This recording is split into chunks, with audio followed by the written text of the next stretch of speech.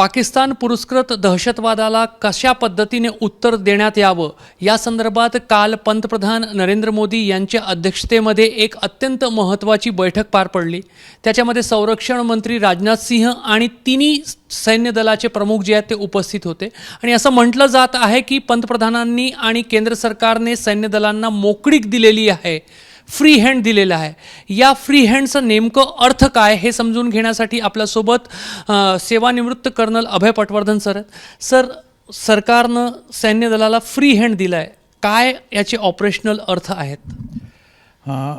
थोडा मी वेळ घेईन पण आधी सांगतो की कालची जी बैठक झाली त्याच्या आधी कॅबिनेट कमिटी ऑन सिक्युरिटीची बैठक झाली।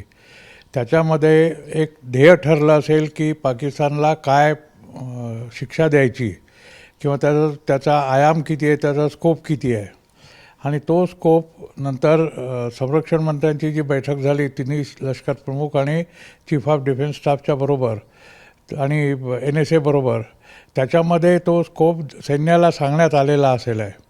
आता तो एकदा स्कोप झाला, सैन्याला सांगितला की सैन्य याच्यावर विचार करेल की एक्झॅक्टली हा जो स्कोप आहे किंवा एरिया ऑफ ऑपरेशन त्यांनी दिलेलं असणार। जसं जुन्या काळामध्ये बालाकोट दिलेलं होतं की बालाकोटवर हल्ला करायचा, पण तो हल्ला फक्त एअरफोर्सनी करायचा, आर्मीनी करायचा नाही, हे या दोघांनी तिथे ठरवलं होतं। तसंच यावेळेला काय करायचं हे ते ठरवतील। आता जर कुठली मोठी ॲक्शन असेल तर नेव्हीसुद्धा याच्यामध्ये कार्यरत होईल, कारण त्यांना ब्लॉक करावं लागेल आणि जे विक्रांत आपण उतरवलेलं आहे आणि त्याचे सहयोगी जहाजं जी आहेत ती कराचीच्याकडे चाललेली आहेत, त्याच्यावरनं हेच लक्षात येतं की काहीतरी मोठं कार्य होणार आहे। जर जमिनीचं असेल तर एअरफोर्स त्याला मदत करेल, ज्याला क्लोज ऑपरेशन आणि इंटरडिक्शन ऑपरेशन म्हणतात। क्लोज ऑपरेशन म्हणजे जे जमिनीत आमचं स्थलसेना जी आतमध्ये जाईल त्याच्या आजूबाजूला जे पाकिस्तानी सैन्य असेल किंवा त्याचे जे छोटे छोटे टार्गेट्स असतील त्याला यांनी न्यूट्रलाइज करायचं आणि आमच्या लोकांनी जाऊन त्याला नष्ट करायचं, ध्वस्त करायचं। आणि इंटरडिक्शन म्हणजे त्या पर्टिक्युलर पाकिस्तानी पोस्टकडे येणाऱ्या ज्या काही मदतीचे ओघ असतील ते ओघ नष्ट करायचे किंवा जसं पूल होत असतो तो नष्ट करायचा किंवा मागे अम्युनिशन डेपो, रसदचा डेपो असतो तो नष्ट करायचा। आणि जर फक्त एअरफोर्सचं असेल तर बाकीच्या आमच्या जी सैन्य लागलेलं आहे IBवर, जे आता पाकिस्तान आणि आपल्यामध्ये जवळपास 2000 किलोमीटरची IB आहे, तर त्या IBमध्ये जेव्हा सैन्य लागलेलं असतं तर पाकिस्तान कुठनं आतमध्ये येईल, कच्छमधनं येईल, गुजरातमधनं येईल, पंजाबमधनं येईल का JNKमधनं येईल हे माहिती नसतं। त्यामुळे जेव्हा एअरफोर्सचं फक्त ऑपरेशन होईल तेव्हा त्या सैन्याला आणि आमचे जे रिझर्व्ह फॉर्मेशन आहेत जे आतमध्ये जाऊ शकतात त्यांना अलर्ट केला जाईल किंवा त्यांना डिप्लॉय केला जाईल। तर हा सगळा प्रकार जो आहे तो या बैठकीनंतर होईल। त्यांनी लष्कराला एक सांगितलेलं आहे की आम्हाला हे करून पाहिजे आहे। आता कसं करायचं, कोणी करायचं, केव्हा करायचं हे सगळे तिन्ही लष्कर प्रमुख, NSA आणि CDS हे मिळून ठरवतील। त्याच्यानंतर प्लॅन बनेल आणि मग याच्यावर ऑपरेशन होईल।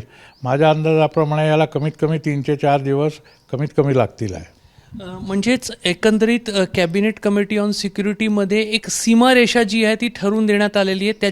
त्या सीमारेषाच्या आतमध्ये आता खेळायचं कसं हे लष्कर आणि सर्वोच्च अधिकारी आहे ते ठरवतील। अगदी बरोबर सांगितलं तुम्ही की त्यांनी परीघ आखून ठेवलेला आहे, त्याच्यामध्ये कसा खेळ मांडायचा हे आता लष्कर प्रमुख, NSA आणि CDS ठरवतील आहे। अशा पद्धतीचे जे ऑपरेशन्स असतात त्याच्यामध्ये कारण सैन्यालाच आणि सैनिकांनाच रणभूमीवर उतरायचं आहे आणि त्यांना तो ऑपरेशन सक्सेसफुल करून द्यायचा आहे। त्यामुळे सर्व निर्णय वेळेचा, स्थानचा, कशा पद्धतीने अंमलात आणायचा आहे हे सर्व निर्णय सैन्यावर सोपवणं सरकारकडून किती योग्य आहे, किती याच्यात अचूक निर्णय आहे? हा आधी अचूक निर्णय आहे। मी तुमचं लक्ष वेधतो 1971च्या लढाईमध्ये ज्यावेळेला इंदिरा गांधींनी किंवा कॅबिनेटनी माणेकशॉंना सांगितलं होतं की तुम्ही ईस्ट पाकिस्तानमध्ये जे पाकिस्तानी सैन्य आहे त्याचा पराभव करा, पण ज्यावेळेला त्यांच्या लक्षात आलं की थोडा अजून जर आम्ही वेग धरला किंवा थोडे अजून आम्ही आपले पर्याय वापरले तर आम्हाला ढाक्यावर सुद्धा कब्जा करता येईल। त्यामुळे माणेकशॉंनी निर्णय घेतला की मी ढाक्यापर्यंत जाणार, तो तिथे कब्जा करणार।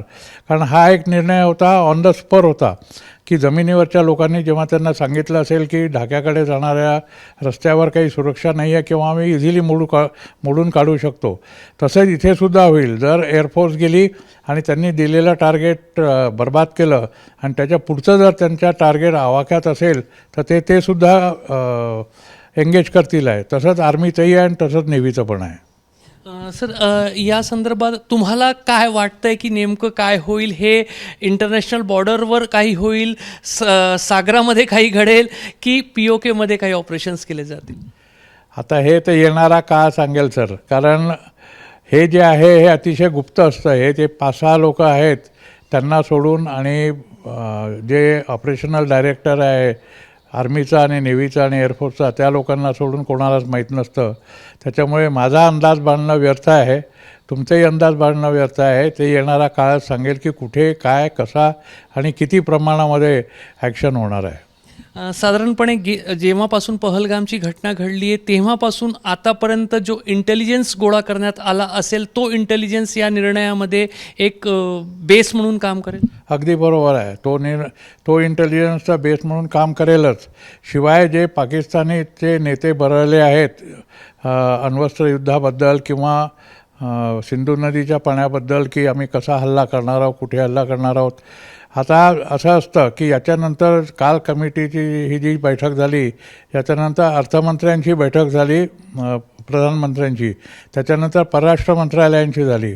याचा अर्थ असा की जे काही त्यांनी ध्येय दिलेलं आहे त्याला त्यांना किती देशाचा पाठिंबा पाहिजे हे ते परराष्ट्रमंत्री ठरवतील आणि ते तसे त्यांना कॉन्टॅक्ट करतील. जसं आजच्या न्यूजमध्ये आलेलं आहे की परराष्ट्र मंत्रालयाने जवळपास 40 देशांना ऑलरेडी कॉन्टॅक्ट केलेला आहे आणि त्यांना सांगितलेलं आहे की आम्ही काय ॲक्शन घेणार आहोत किंवा काय करणार आहोत. तसंच अर्थमंत्रालयालाही सांगतील की तुम्ही इतके पैसे किंवा इतका वित्त जे सहाय्य आहे ते तयार ठेवा, कारण जेव्हा हा प्लॅन बनेल त्यावेळेला त्यांना हे लोक आपला प्रोजेक्शन करतील की आम्हाला इतके राऊंड्स पाहिजे, इतकं विमानं अजून पाहिजे, इतकं काय पाहिजे, तर ते खरेदी करायला तुम्हाला पैसा लागतो. तर ते याच्यानंतर जेव्हा हे प्लॅन बनवतील आणि जे काही रिसोर्सेस लागतील ते परत या लोकांना सांगण्यात येतील, म्हणजे कॅबिनेट कमिटी ऑन सिक्युरिटीला, आणि मग ते या लोकांना देतील. म्हणून मी म्हटलं होतं की 4 ते 5 दिवस मिनिमम लागतील याच्याकरता. तर केंद्र सरकारने काल फक्त तिन्ही सैन्याचे जे प्रमुख आहेत त्यांच्यासोबत रक्षामंत्री, संरक्षण मंत्री यांच्या उपस्थितीत चर्चा केलेली नाही, तर त्याच्यापूर्वी कॅबिनेट कमिटी ऑन सिक्युरिटीची महत्त्वाची बैठक पार पडली आणि सोबतच पंतप्रधान यांनी परराष्ट्र मंत्री आणि अर्थमंत्री जे देशाचे आहेत त्यांच्यासोबतही चर्चा केली आहे. आणि या सर्व गोष्टींचा जर आपण अर्थ काढला, अन्वयार्थ काढला, तर नक्कीच एक मोठा ऑपरेशन पाकिस्तान पुरस्कृत दहशतवादाविरोधात येणाऱ्या दिवसांमध्ये आपल्याला पाहायला मिळेल, असंच संरक्षण तज्ज्ञ जे आहेत त्यांना वाटतंय. कॅमेरामॅन अतुल हिरडेसह रजत वसिष्ठ, ABP माझा, नागपूर. ABP माझा, उघडा डोळे बघा नीट.